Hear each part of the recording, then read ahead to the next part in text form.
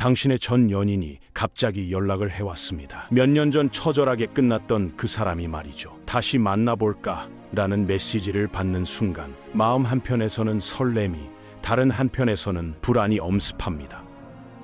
과연 이것이 현명한 선택일까요? 아니면 또 다른 재앙의 시작일까요?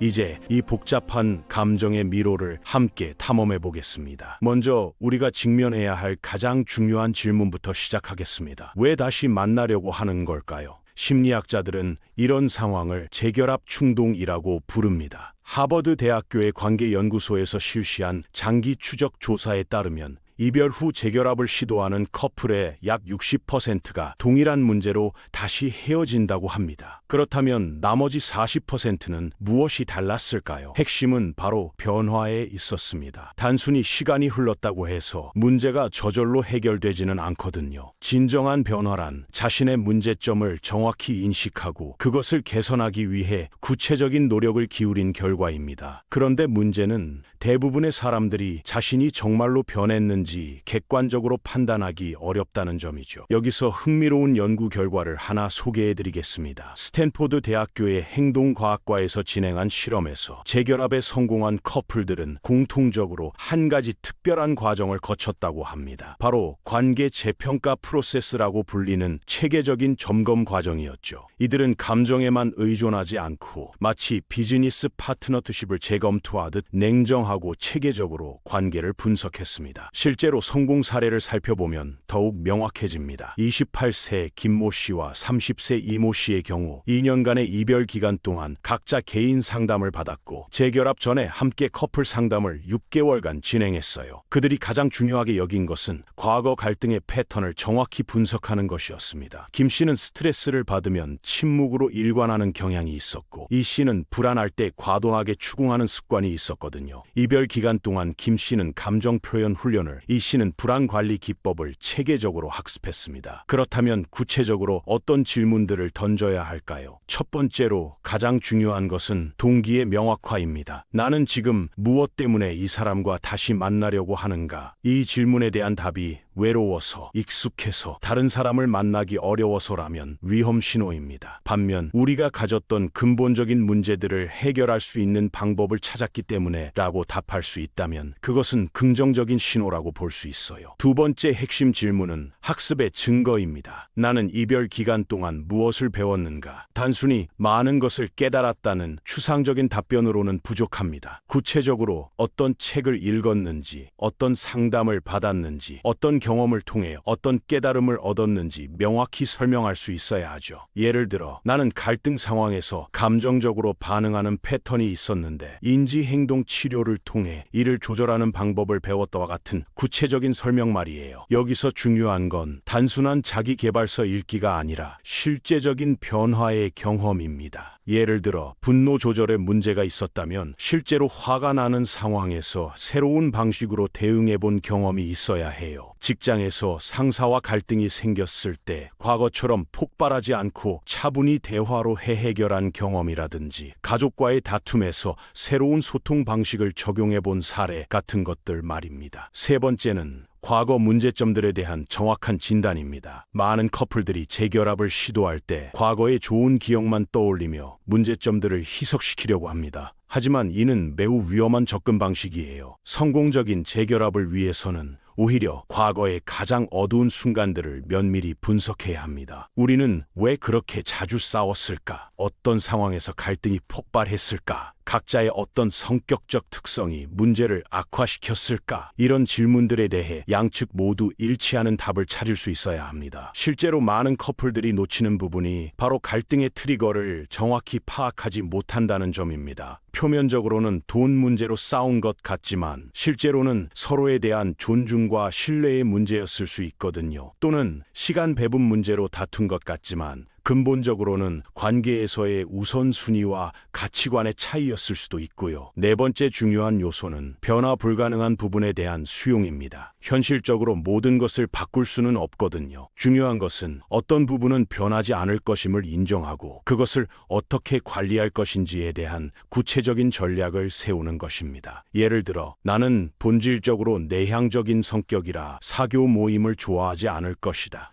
하지만 파트너가 중요하게 생각하는 모임에는 월 2회 정도는 참석하겠다와 같은 현실적인 타협점을 찾는 것이죠. 다섯 번째는 자기 문제에 대한 솔직한 인정입니다. 나는 관계에서 어떤 문제를 일으키는 사람인가? 이 질문에 대해 방어적이지 않고 솔직하게 답할 수 있어야 합니다. 더 나아가 상대방도 동일한 평가를 내릴 수 있는지 확인해 보세요. 만약 자신이 생각하는 문제점과 상대방이 지적하는 문제점이 일치한다면 이는 자기 인식이 정확하다는 좋은 신호입니다. 여섯 번째는 개인적 성장의 증거입니다. 관계에서 겪었던 모든 문제가 상대방 탓은 아니었을 거예요. 내가 혼자 있을 때도 여전히 어려워하는 것들은 무엇인가? 이 질문을 통해 자신의 개인적인 문제들을 명확히 구분할 수 있어야 합니다. 우울감, 불안, 분노 조절의 어려움 등 개인적인 문제들을 관계의 문제와 혼동하지 않는 것이 중요하거든요. 일곱 번째는 상대방에 대한 새로운 이해입니다. 시간이 지나면서 상대방의 어떤 장점들을 더 깊이 이해하게 되었나요? 다른 사람들과의 만남을 통해 전 연인의 어떤 특별함을 재발견했나요? 이런 깨달음들이 있다면 그것은 관계를 새로운 관점에서 바라볼 수 있게 되었다는 의미입니다. 흥미롭게도 많은 사람들이 이별 후 다른 사람들과 만나면서 전 연인의 진짜 가치를 깨닫게 된다고 해요. 예를 들어 당시에는 당연하게 여겼던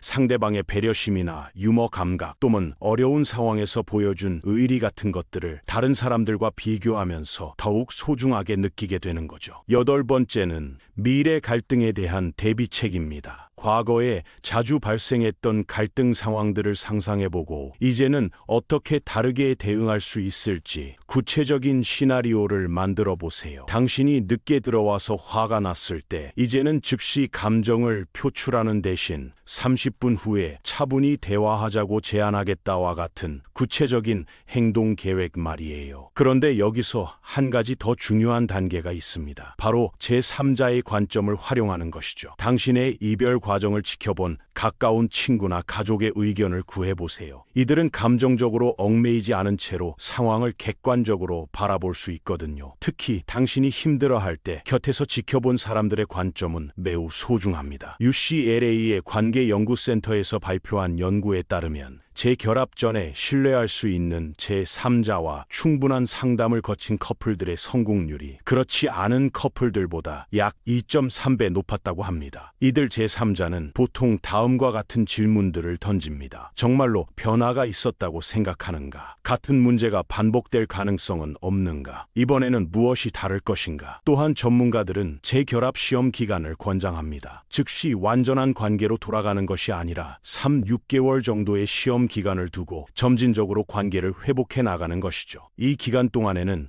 정기적인 관계 점검 시간을 갖고 문제가 발생했을 때의 대응 방식을 지속적으로 모니터링합니다. 이 시험 기간 동안에는 과거와 다른 새로운 패턴들을 의도적으로 만들어가는 것이 중요해요. 예를 들어 과거에 주로 집에서만 시간을 보냈다면 이번에는 다양한 외부 활동을 함께 해보는 거죠. 새로운 환경에서 서로가 어떻게 반응하는지 관찰하고 예전과 다른 모습들을 발견할 수 있는 기회를 만드는 겁니다. 흥미롭게도 재결합의 성공한 커플들의 또 다른 공통점은 관계에 대한 새로운 규칙을 만들었다는 점입니다. 과거와 동일한 방식으로 관계를 지속하는 것이 아니라 새로운 소통 방식, 새로운 갈등 해결 방법, 새로운 경계선 설정 등을 통해 완전히 새로운 관계를 구축한 것이죠. 예를 들어 어떤 커플은 24시간 규칙을 만들었습니다. 화가 나는 일이 생겼을 때 즉시 대화하는 대신 24시간의 쿨링 타임을 갖고 그 이후에 차분한 상태에서 대화하기로 한 것이죠. 또 다른 커플은 월간 관계 점검 시간을 정해서 매달 한 번씩 관계의 상태를 점검하고 개선점을 논의하기로 했습니다. 특히 성공적인 재결합 사례들을 보면 이들은 과거의 실수를 반복하지 않기 위해 매우 구체적이고 실용적인 시스템을 만들어요. 예를 들어 감정 온도계라는 걸 만들어서 서로의 감정 상태를 1부터 10까지의 숫자로 표현하고 7 이상이 되면 대화를 중단하고 쿨링 타임을 갖기로 하는 거죠. 하지만 가장 중요한 것은 이 모든 과정이 양쪽 모두에게 자발적이어야 한다는 점입니다. 한쪽이 강요하거나 압박해서는 절대 성공할 수 없어요. 진정한 변화는 내재적 동기에서 나오거든요. 만약 상대방이 이런 체계적인 접근을 귀찮아하거나 회피한다면 그것 자체가